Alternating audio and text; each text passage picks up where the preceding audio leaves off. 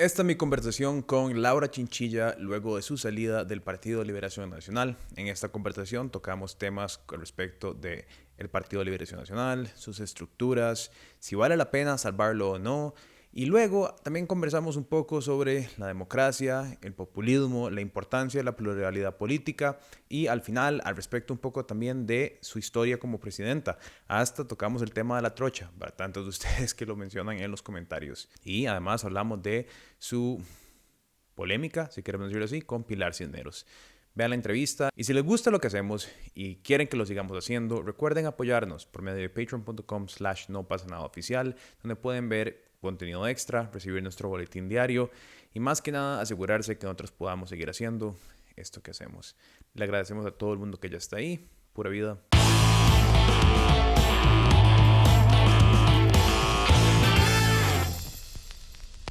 Bueno, doña Laura, muchas gracias por recibirme en su casa hoy. Encantada. Bueno, hoy claramente hay mucho de qué hablar. creo que estos últimos días, bueno, a ver, desde abril la política nacional ha estado sacudida por lo que ha sido el movimiento y la aparición de Rodrigo Chávez en la política. Pero creo que en este momento el Liberación Nacional, que ha sido, y creo que todavía es la fuerza política más expansiva, más grande, de mayor establecimiento, está pasando por una crisis. Tal vez, ¿qué piensa usted y qué piensa de haber salido en estos días del partido? En realidad, Pietro, la crisis es más global, es una crisis de partidos políticos, es una crisis de las instituciones representativas de la democracia. Las más desprestigiadas en cualquier país del mundo son el Parlamento y los partidos políticos. Y en Costa Rica estamos también viviendo eso. Vean ustedes que el PAC desapareció en esta última elección, por lo menos de las decisiones de la gente. El PUS no hay manera de que recupere. Y Liberación Nacional, si bien sigue siendo el partido, digamos, con mayor representación en el Congreso, lo que ha venido es debilitándose, si uno hace el análisis histórico. Y además tenemos ya 3 elecciones consecutivas en donde no ganamos el poder ejecutivo. De manera que es innegable, número uno, que hay una crisis, y segundo, que mucho de esta crisis en realidad depende de nosotros mismos, de que no se vale buscar chivos expiatorios fuera de Liberación y que tenemos varias cosas que revisar dentro de nuestro propio partido. Claro, sí, se recrimina. Yo creo que siempre, el poder siempre se recrimina, ¿verdad? Yo creo que todos los partidos políticos, de hecho, que a mí bueno, el fenómeno de que el PAC ganara una elección consecutiva creo que fue más una reacción a Fabricio Alvarado que un apoyo, o sea, fue un fenómeno muy específico que sucedió en ese momento, porque siento que siempre después de una elección, el partido va a terminar golpeado, ¿verdad? Generalmente. Pero sí, creo que en este momento lo que la gente le repudia mucho a Liberación es este constante acarreo de controversias, ¿verdad? De que tenés con el caso de Diamante, creo que fueron 7 alcaldes que salieron involucrados de alguna manera u otra. Tenés a personas en el comité ejecutivo, bueno, que ya ayer, de hecho, renunciaron todos, como Gustavo Viales, ¿verdad? Que sabemos ahí hubo como un conflicto, un enfrentamiento, de cierta manera u otra, por su salida. ¿Cómo con una burocracia tan grande, ¿verdad? Que uno entiende, yo me acuerdo en las elecciones preguntarle a José María Figueres, ¿cómo te sentís sobre, digamos, que ciertas posiciones de la Asamblea se sentían como de dedo? Y él me decía, bueno, es que un partido no siempre logra escoger, digamos, a pesar de que uno sabe que muchas veces el candidato es el que escoge ciertas posiciones. Y en eso podemos entrar ahorita. Pero ¿cómo siente usted que uno podría empezar a remediar, por decirlo así, un problema que parece estructural dentro de Liberación Nacional?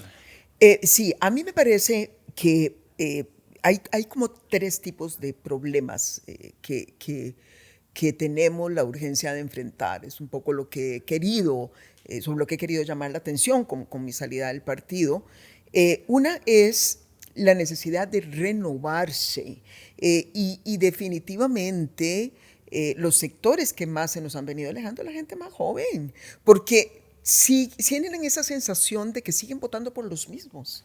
Y como también lo he dicho, esos mismos además han perdido en el pasado. Entonces estamos votando por losers, ¿verdad? Bueno, eso no está bien. hay que renovar, hay que poner caras que sugieran no solamente más frescura, porque puede haber gente con experiencia, pero que no necesariamente sean esos mismos. Lo segundo es que Liberación no ha hecho, después de 3 derrotas, un mea culpa, una revisión crítica, profunda, participativa de por qué nos ha ido tan mal como nos ha ido. Lo más absurdo fue que en la última elección, en esta más reciente, se nos dijo que no habíamos perdido, que había sido una victoria para Liberación. Bueno, es que eso nadie se lo cree. Si uno no está dispuesto, si uno quiere corregir errores, lo primero es admitir esas culpas y revisarse, y eso no se ha hecho en Liberación.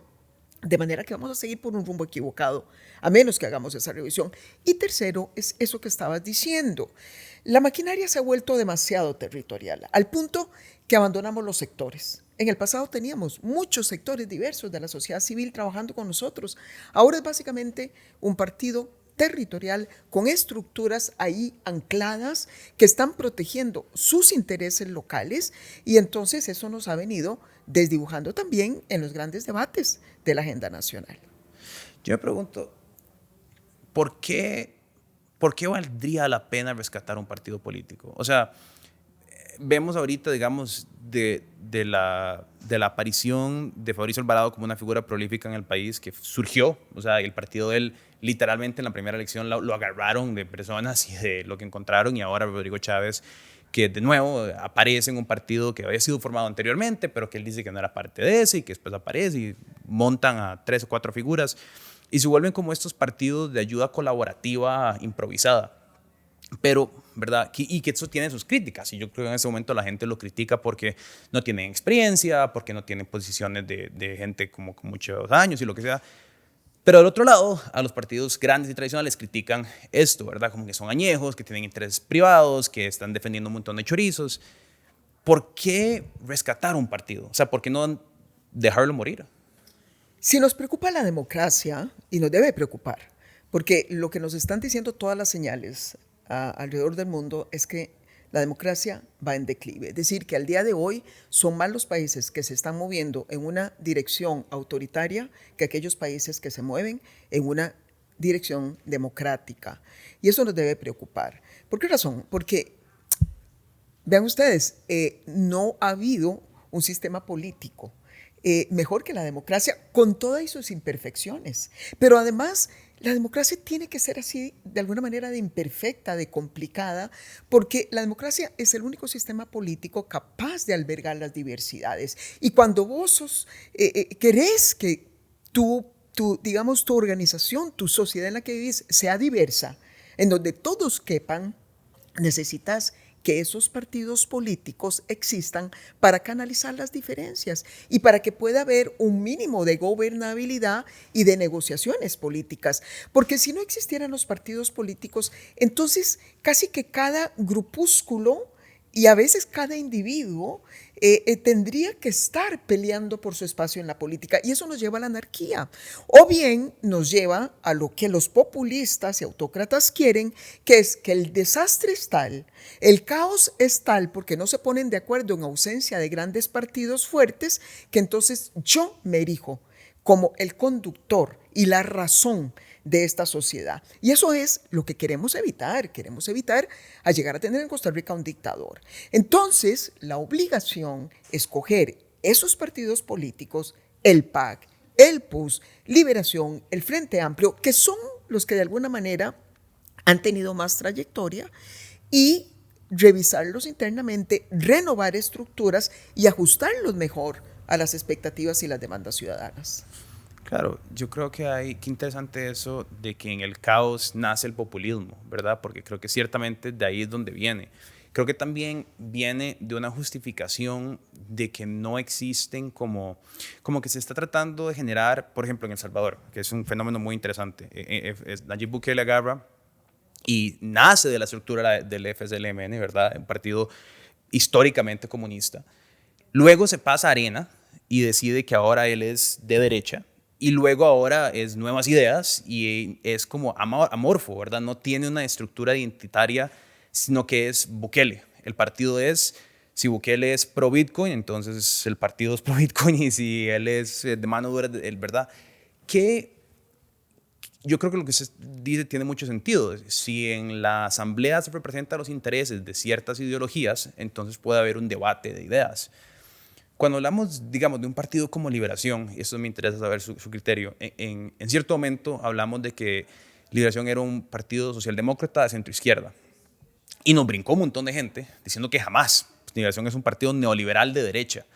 Y luego se lo presentamos a Figueres, que en mi opinión siempre fue muy tibio para decidir qué era él durante la elección, y fue una gran falta, por eso creo que en gran parte no ganó. ¿Qué es Liberación Nacional? ¿Es socialdemócrata? ¿Es de izquierda? ¿Es de derecha? ¿Dónde se identifica? Y en esta renovación del partido es importante identificarse políticamente en un espectro. Sin duda, gran parte de la tarea que tenemos hacia adelante es definir ese ideario. Pero ojo que no necesariamente tiene que ser un ideario que vuelva a ver algunas ideologías que sí fueron muy, digamos, muy útiles porque anclaron al mundo de la política durante la posguerra, y entonces teníamos desde básicamente el comunismo, luego el socialismo, que podía ser socialdemocracia o socialcristianismo, según alguna mezcla de valores, y después teníamos los partidos más liberales, y al extremo teníamos hasta los partidos libertarios, en el extremo más bien de la derecha. Eso ha venido cambiando. ¿Por qué? Porque el mundo también se ha vuelto mucho más complejo. Lo que sí es cierto es que es importante, por lo menos frente a algunos debates, tener ideas más claras. Yo creo que en lo que es el tema económico en Costa Rica ya hay un gran acuerdo, que ni siquiera el PAC pudo echar para atrás, aunque no necesariamente siguió avanzando en todo este concepto de una economía costarricense que tiene que ser abierta, que tiene que insertarse en el mercado global, porque nosotros no podemos vivir como un mercado encerrados en nosotros mismos. En materia social, yo creo que también hay una especie de gran pacto colectivo. Costa Rica tiene que superar los problemas de desigualdad y seguir invirtiendo fuertemente en políticas sociales. La solidaridad ha estado la base de nuestro modelo de desarrollo. Pienso que en materia ambiental tenemos también grandes acuerdos, aun cuando en este gobierno estamos viendo algunos cambios, habrá que ver y monitorear, pero a dónde me parece que tenemos que enfrentar una discusión mucho más a fondo en Liberación y otros partidos es cuál va a ser nuestra posición frente a los derechos de nueva generación. Y ahí hemos tenido ambivalencias que básicamente nos han proyectado como un partido que no sabe lo que quiere, y me parece que ha sido lo peor eso, ¿no? Así que siento que sí hay que hacer ajustes en el pensamiento, pero no necesariamente anclarnos algunas ideologías que más bien se han convertido en camisas de fuerza. Claro, por supuesto. Dentro de esas preguntas, yo creo, ¿verdad? Y esos resentimientos hacia qué es liberación, creo que hay muchas figuras que no han logrado como definirse cuál es su rol dentro de, ¿verdad? Yo creo que, a ver, si bien hay figuras que pueden tener prominencia, yo creo que en esa renovación no deberían de tomar, o sea, como creo que hay una diferencia entre ser un líder de un partido y tomar el centro del partido, ¿verdad? Ahorita tenemos, por ejemplo, la conversación sobre que si Álvarez de Santi va a volver a ser precandidato de Liberación Nacional. Y yo creo que eso, al final, para dar un ejemplo, yo creo que eso como que, por decirlo una palabra, a hueva a las generaciones más jóvenes que dicen, entonces, ¿cuándo voy a ser yo candidato? ¿Verdad? Carlos Alvarado gana súper joven la presidencia porque el PAC le da la oportunidad de ser candidato muy joven. Yo me pregunto, ¿realmente hay oportunidad? O sea, ¿realmente será posible mover a estas figuras que parecen inamovibles, ¿verdad? Y que ya la sociedad, que si están bien o no recriminadas, eso es un juicio de valor que cada uno hace, pero que se les recrimina mucho, ¿verdad? Yo creo que, ¿verdad? Más en este momento, o sea, en este momento tenés a De Santi en el medio de esta controversia, los alquileres del Estado, ¿verdad? Y escuchar, es que él quiere ser presidente otra vez, para la juventud debe ser muy decir, como, entonces, o sea, ¿cómo es que la misma persona va a volver a estar al frente del poder? ¿Será posible ver o pensar que hay un Carlos Alvarado, una persona joven, digamos de 30 años, que podría tomar prominencia en el partido de alguna manera? Yo estoy convencida de que tenemos gente buenísima en Liberación Nacional. Por supuesto que, bueno, yo sigo hablando como si fuera parte de Liberación Nacional. Estoy ejercitándome en hablar ya no como parte de ese partido, pero no es fácil, o Claro. sea, no es fácil. He estado siempre toda una vida en realidad militando dentro del mismo. Pero yo estoy convencida que Liberación Nacional tiene cuadros muy sólidos, muy buenos. Que por lo demás ya han tenido experiencia en la función pública. No quisiera obviamente dar nombres, pero tenemos tanto hombres como mujeres, que es algo muy hermoso. Ya me vienen en este momento nombres de 3, 4 mujeres que podrían perfectamente ya estar en condiciones de aspirar a la presidencia de este país. Pero en tanto el partido siga atrapado en liderazgos que no están dispuestos a hacerse a un lado, que controlan estructuras, que además algunos tienen capital, recursos para poder sustentar campañas, va a ser muy difícil que se animen, va a ser muy difícil que digan yo quiero ir, porque saben que de entrada ya van a encontrar esas estructuras tomadas. De ahí que esa renovación y esos gestos que estos más de 800 liberacionistas han pedido que se generen, como que los expresidentes se hagan a un lado, no quiere decir que se vayan del partido, que se queden ahí, pero orientando con pensamiento estratégico y que hagan lo mismo quienes ya se presentaron a candidaturas y perdieron. De ahí que eso sea también tan importante. No basta, por ejemplo, con el hecho de que ya hayan renunciado los del comité de ética o los del comité ejecutivo. Se necesita que hayan otros gestos para convencer a esa gente joven o más joven que se anime a dar un paso. Ya, Laura, ¿cómo? Yo creo que hay un problema innato en el hecho de que Liberación ha tenido históricamente tantos gobiernos, de que se le puede recriminar mucho, porque todo lo que pasa en un gobierno se le atribuye al presidente o a la presidenta, como usted bien sabe, ¿verdad? Yo creo que y un gobierno pasan muchas cosas que no van a ser culpa de la persona a cargo, pero que obviamente se le van a atribuir.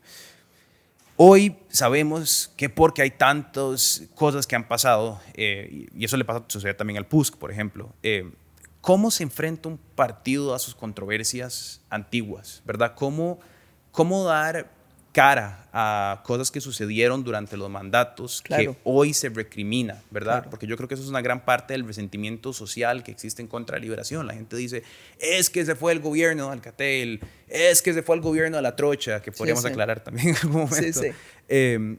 Pero ¿cómo hace el partido para decir sí,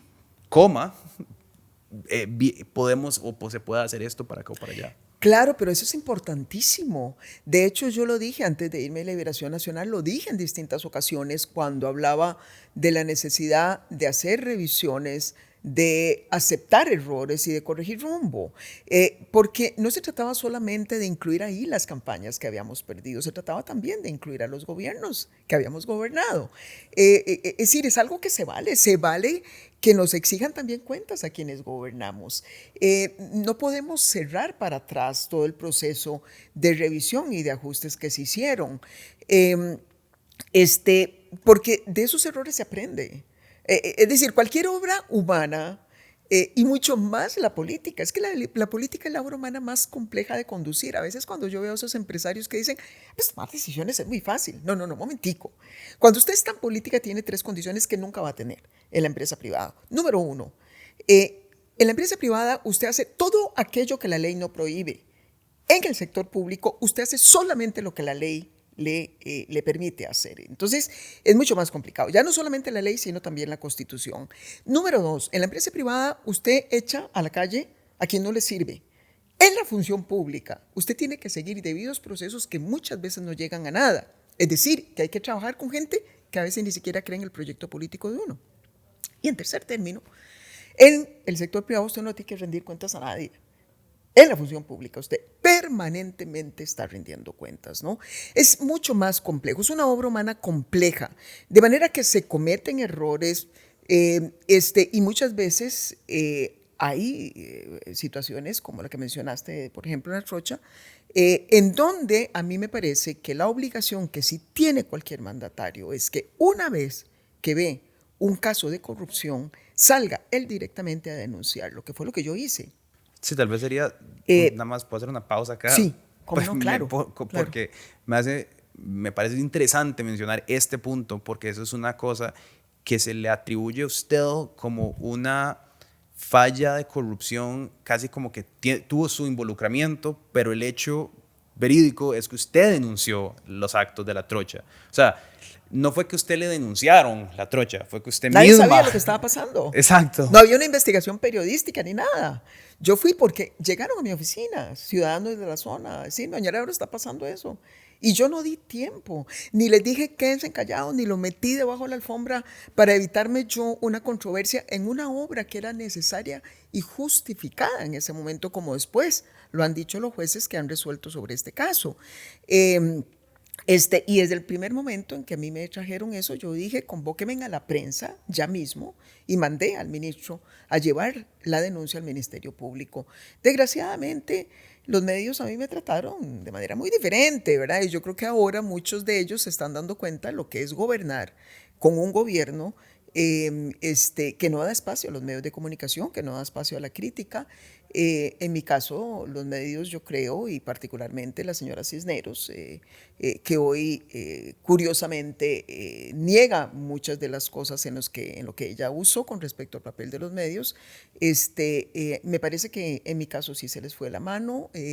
Y entonces, bueno, hubo una especie de me crucificaron por haber simplemente dado el paso de denunciar un hecho que sí fue grave, yo lo reconozco. Pero volviendo al mismo tema, de los errores se aprende. El problema es cuando no se revisan, cuando no se dan esos espacios de discusión crítica para poder tratar de hacer las cosas diferentes si tenemos la oportunidad de nuevo. Claro, ¿verdad? Porque yo creo que de ahí viene eso. Yo creo que en el no enfrentarse a ciertas situaciones, y yo creo que también quedó como este sinsabor de que, por lo menos la primera vez que Figueres trató de emprender en la precampaña durante el 2018, creo que el partido trató mucho como de aclarar o de enmendar o de arreglar, y se dieron cuenta como, no, nadie nos está oyendo, entonces nada más como ignoremos para atrás y no afrontemos. ¿Qué es lo que yo digo? Yo creo que hay conversaciones difíciles, pero entonces en lugar, y eso lo estoy diciendo yo, en lugar de decir, bueno, tal vez a Figueres no se puede salvar como candidato, pero el partido sí se puede salvar, apartemos estas figuras y traigamos a nuevas, ¿verdad? Podemos decir, esto fue lo que pasó con aquello, pero ¿verdad? Ese espacio no se dio, y yo creo que es tal vez lo que puede suceder ahora, porque yo sí concuerdo, o sea, yo no me considero liberacionista, me considero totalmente apartidario de cualquier estructura política, pero entiendo la necesidad de que exista una liberación nacional. Mira, Pietro, yo te lo voy a poner desde ese punto de vista y te agradezco el balance que estás tratando de hacer, porque también las cosas en la vida, todas hay que ponerse en un balance. O sea, no podemos, ni en lo personal podemos ser tan nihilistas como para decir, todo lo que hago yo en mi vida es malo, todo lo que hace mi familia es malo, todo lo que hace mi colegio es malo, todo lo que hace el lugar de trabajo es malo, porque vaya, de qué vivir, de qué ilusiones, ¿verdad? Pero tampoco puede ser la persona cándida que diga todo va bien e ignorar las cosas malas. Lo mismo pasa con un partido político. Hay que ponerlo en la balanza. Hemos hablado mucho de los problemas, de los defectos, de los errores, pero cuando vos analizás el periodo más exitoso del desarrollo de Costa Rica, ha sido el periodo que se abrió con lo que llamamos la Segunda República, hacia finales de los años 40, estos últimos 70 años de Costa Rica fueron los que de alguna manera consolidaron a Costa Rica como la democracia más sólida, en donde han habido más transiciones de gobierno por la vía pacífica de toda América Latina. Nos hemos puesto también como número uno en la región y de los primeros lugares a nivel mundial en materia de desarrollo verde. Somos una potencia ambiental. Hemos además aprendido a innovar, a competir en el mundo con los mejores. Somos la economía número uno en innovación en la región también. Y así podemos ir agregando muchos otros indicadores, pero por favor, o sea, ese orgullo que a veces sentimos de Costa Rica, sobre todo cuando vamos afuera y mucha gente nos dice, yo he estado en su país, qué país más lindo, o nos dicen, su país es súper competitivo porque compramos los microchips que están saliendo de allá. Todo eso también ha sido gracias a Liberación. Entonces, es una manera también de recordar a los costarricenses que siempre hay cosas buenas, que tenemos la obligación de rescatar esos logros de liberación, esa gente que permitió esos logros, es la que de alguna manera tienen que seguir esperando a nuestra institución para también poder corregir aquellos aspectos en que no le hemos hecho tan bien. Claro, tengo un par de preguntas, tal vez fuera de la salida, que si me permite, nada más me interesaría porque lo mencionamos. La primera es, me parece muy curioso que durante su gobierno, un gobierno donde, como usted bien dice, creo hubo un enfrentamiento con la prensa, que ahora me hace gracia escuchar, digamos, como ¿cómo cambian estos roles, verdad? Porque en cierto momento Teletica y La Nación eran entes defensores, defensores del PAC y la izquierda y el Frente Amplio que odiaban a Liberación y el PUSC, pero ahora son aliados de Liberación que están en contra de Chávez, ¿verdad? Como que esos roles van cambiando, depende de quién está en el poder. Pero, ¿por qué en su momento, digamos, si usted sentía una recriminación, por ejemplo, de Pilar Cisneros como presentadora de Teletica, ¿por qué no salir a hacer lo que está haciendo en este momento el gobierno de recriminar un poco más a la prensa? O sea, porque yo nunca escuché durante su gobierno es decir, es que la prensa son un montón de canallas, es que ayer, ¿verdad? Es que son una especie, hay ratas, ¿verdad? Como que nunca se pueden referir a la prensa como de manera combativa o enojada, por supuesto, no es humano, no se va a enojar con todo lo que a mí me han dicho cosas que a mí me enojan, y yo soy parte de, pero ¿por qué no? ¿Por qué el Ejecutivo tiene que manejarse de alguna manera diferente con la prensa a como un ciudadano corriente debería de manejarse diferente con la prensa? Bueno, vamos a ver, porque lo que estás tocando un aspecto fundamental de cualquier democracia, que es el respeto a la libertad de expresión, que es quizás el derecho más sagrado que tenemos los seres humanos, o sea, el derecho a decir lo que pensamos, ¿no? Y eso frente al poder político, que es el poder más fuerte de cualquier sociedad, se vuelve especialmente sensible. De hecho, los funcionarios públicos tenemos menos protección penal en cualquier país del mundo frente a un ciudadano común y corriente cuando se les critica. Si un ciudadano recibe una crítica que considera injusta, puede meter un pleito por un delito contra su honor. En el caso de los funcionarios públicos, y esto es jurisprudencia internacional, tenemos que ser más tolerantes con esa crítica. ¿Por qué? Porque se presume, número uno, que si estás gobernando un país es porque tenés que rendir cuentas, porque estás al frente del manejo de bienes públicos que no te pertenecen y porque tiene que haber transparencia y rendición de cuentas de manera permanente. Y segundo, porque como el poder es tan fuerte, valga la redundancia, el poder político es poderoso, si vos haces valer esos instrumentos que están a tu haber de manera incorrecta, como por ejemplo eliminar los jueces y los fiscales independientes y cooptarlos vos, y entonces decir a este periodista que no lo quiero, me lo van a meter en la cárcel, como lo está haciendo Daniel Ortega, como lo están haciendo ya en Guatemala y en El Salvador, lo han hecho en Venezuela y en Cuba y en muchos otros países del mundo. Si empezás a hacer eso, entonces ahí vas a hacerle un gravísimo daño a la democracia. Yo jamás cruzaría esas líneas, jamás me habría atrevido a usar los términos que el actual gobernante está usando en Costa Rica. Jamás me habría atrevido a llegar y plantarme frente a un fiscal para intimidar a ese fiscal frente a un caso que llevara de mi parte. De alguna manera, quienes gobernamos en democracia tenemos la obligación de la autocontención, porque precisamente si dejamos que se desborden nuestras ansias de poder, le empezamos a hacer un grave daño a la democracia. Claro, y es que qué camino más directo se ve frecuentemente, ¿verdad? Es el más fácil de tomar. Claro. Pietro, yo te quiero decir una cosa. Si en el pasado alguna gente no siguió este tipo de actitudes, es porque simple y sencillamente había convicciones de la necesidad de autocontenerse como gobernantes frente a los principios democráticos y constitucionales. Si lo más fácil es dejar que esas fuerzas se desboquen desde nuestro propio interior y darles salida. Claro. Pero así se gobierna un país y podemos llegar a destinos inimaginables. Claro, es algo que yo decía justamente ayer y es, No sé por qué los ticos siempre nos hemos diferenciado del resto de Centroamérica y creo que eso ha sido positivo en muchas maneras, pero creo que también nos aisló de reconocer que seguimos siendo vecinos y pertenecemos a la comunidad latinoamericana, a donde los casos y los ejemplos son extensos y aparecen, ¿verdad? Yo creo que eso es, o sea, si está pasando en Guatemala, si está pasando en El Salvador, si está pasando en Nicaragua, si en este momento el expresidente de Honduras va para Estados Unidos a ser arrestado y su hermano está en cadena perpetua, ¿verdad? Entonces uno dice, no, pero aquí no, aquí eso no, esas cosas aquí no pasan por arte y magia de la estratosfera, o sea, y yo creo que si bien hoy no estamos ahí, vale la pena ser así de confrontativo con las banderas rojas, por decirlo así, ¿verdad? Los red flags que se van levantando en el camino, porque creo que tampoco nunca lo habíamos visto. O sea, por lo menos en memoria, creo que me acuerdo lo más cercano a un discurso confrontativo fue aquel de Carlos Alvarado en Guanacaste, como en su segundo gobierno, que lo agarraron y hicieron un clip, que pegó un par de gritos ahí porque había unos protestantes y todo el mundo se le enojó. Pero eso se sentía raro. Ahora creo que lo que más confunde es tal vez como sucedió en El Salvador, que se apoya un discurso de estos. Y bueno, en El Salvador pasó muy rápido. Yo estoy convencido que aquí va a pasar, pero eso es otro tema. Pero en El Salvador se captan a los jueces y a las 2 semanas se pone la reelección consecutiva. Y Nayib anda diciendo por todo lado que él no va a retomar pero pues yo creo que sí lo va a tomar, pero ¿verdad? ¿Cómo hacemos para, digamos, usted vería posible que en este país pudiera suceder algo así, como que viniera un referéndum, por ejemplo, que postrara la reelección consecutiva en el país, que esa realidad existe?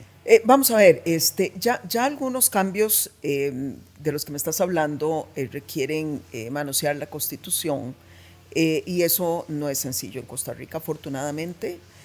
Reformas constitucionales requieren su tiempo, discusión en la Asamblea Legislativa, están muy normadas y las reformas vía referéndum, yo fui la redactora de esa ley y nos encargamos de que no se festinara el referéndum como un instrumento de política populista.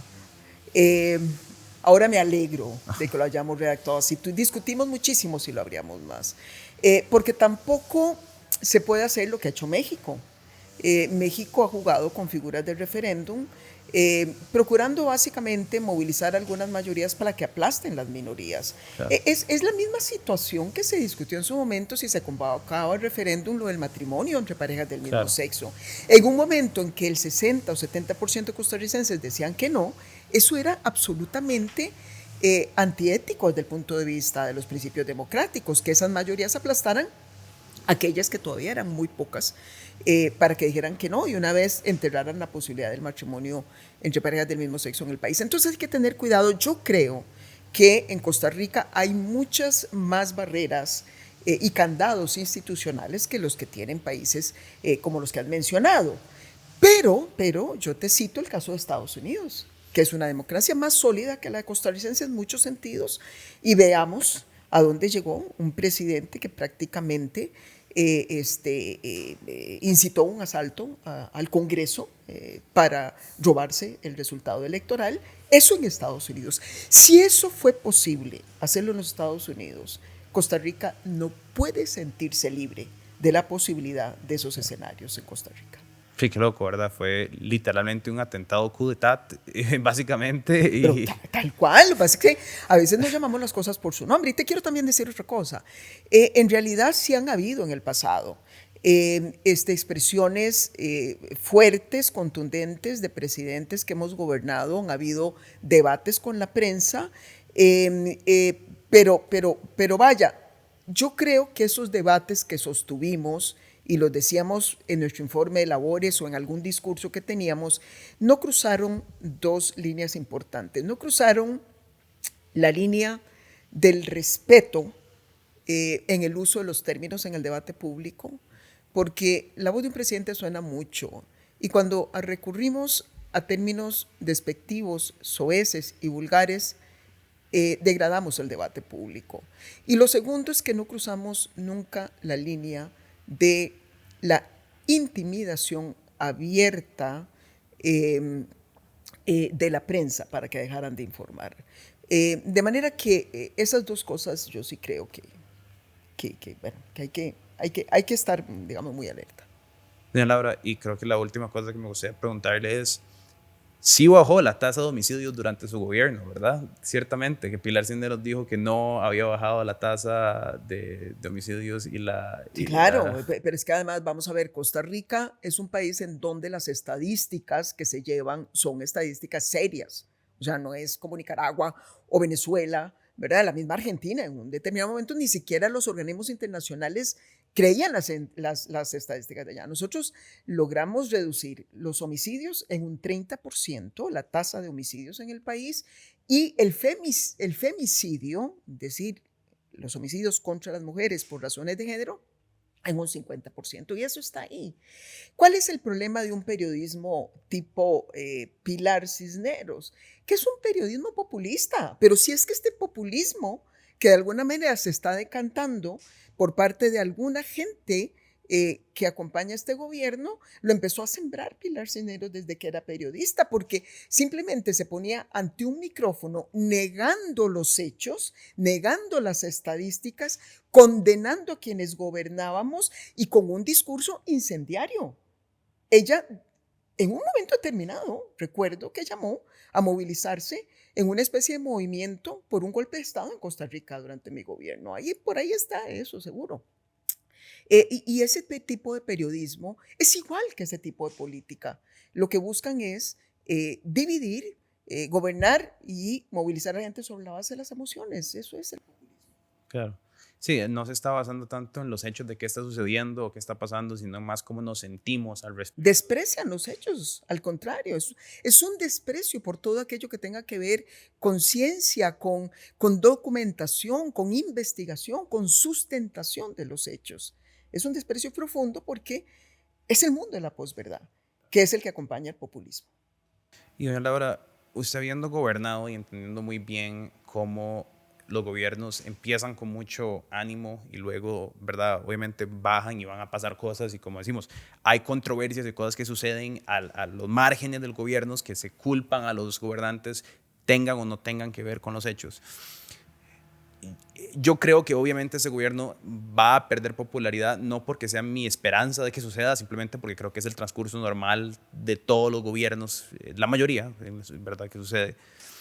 Pero ¿usted cree que podamos ver una conversación más amigable y como alguna normalización del discurso político a como vengan los años, a como el gobierno se empieza como a sentar más sobre sus bases de que, ok, esto es gobernar, ¿verdad? Las cosas, si mandas a poner los puentes, por más que quieras que se pongan en un mes, y tal vez va a durar dos, y por más, y no puedes mandar a despedir a todos, ¿me entiendes? Como que en ese entendimiento del juego que es la política, que por más que crees que no sea así, es así, tal vez veamos alguna normalización del discurso político. Es muy difícil, digamos, proyectar y trabajar sobre escenarios hipotéticos. Yo sí te quiero decir que, y eso ha sido uno de los aspectos más sanos que ha tenido nuestro país, y es que quienes hemos gobernado, los expresidentes, casi siempre evitamos metérnosle al que llega, sino todo lo contrario, ofrecer nuestra ayuda, nuestra colaboración. Es algo muy difícil de encontrar en otros países, en donde los presidentes empiezan rápido a hacer, expresidentes a hacer zancadillas, el que ha salido al que va entrando. Y te lo puedo decir que es así, porque yo lo viví como presidenta, vi como algunos expresidentes se pusieron a las órdenes para ayudarnos, y además yo lo he hecho con los dos gobiernos que me sucedieron. Cuando don Carlos tuvo que avanzar en las reformas tributarias de empleo público tan difíciles, los expresidentes tratábamos de hablar con nuestros diputados para que le ayudaran. Cuando enfrentó manifestaciones que llevaron a este país casi al borde de la crisis institucional, salimos a hacer un llamado a la sensatez. Quisimos hacer lo mismo con este gobierno y nos recibieron de una manera muy extraña, exhibiéndonos en una dirección en la que no iba nuestro mensaje. Eso nos dolió profundamente. Yo esperaría, de verdad, por el bien de Costa Rica, que el gobierno primero salga bien.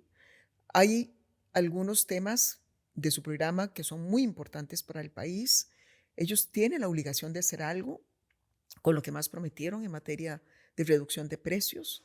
y todo el tema de la tramitología del sector público. Ojalá logren avanzar. Ojalá además logren sumar algo en los temas de educación, que todavía no se ve con claridad por dónde va. Ojalá tengan una ruta clara en los temas fiscales, que tampoco hay, digamos, nitidez sobre lo que quieren hacer.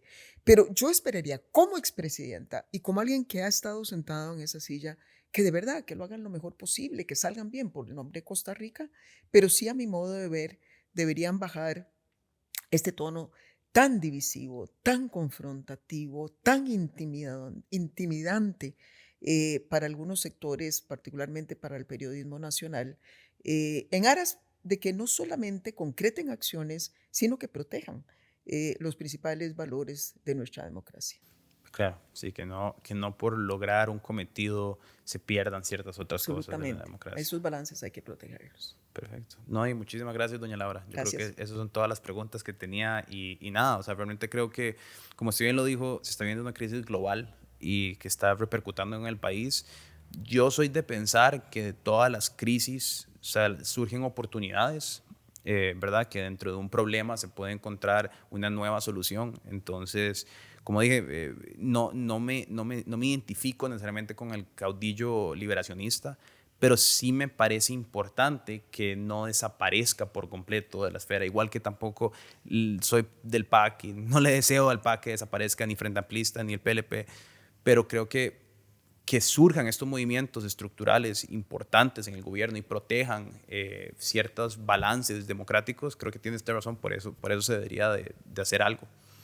Confiemos en que sea así, pero sin lugar a dudas, Pietro, va a depender por sobre todo de quienes están en este momento al interior de sus partidos. Claro, les toca a ellos. Así es. Vamos a ver si lo logran. Así es. Pura vida, muchas gracias por haber visto este episodio. Nos vemos en la próxima. Este fue un episodio de Pietro Habla con Laura Chinchilla.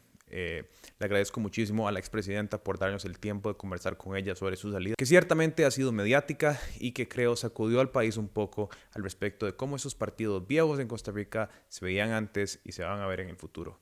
¿Qué piensan ustedes? ¿Liberación Nacional tiene un futuro? ¿Debería de tenerlo? ¿Vale la pena rescatarlo? No sé, ¿qué piensan ustedes? Díganme en los comentarios. Y si les gusta lo que hacemos, recuerden apoyarnos en patreon.com/nopasanadaoficial, que es la mejor manera de asegurarse que seguimos vivos y podemos hacer lo que hacemos.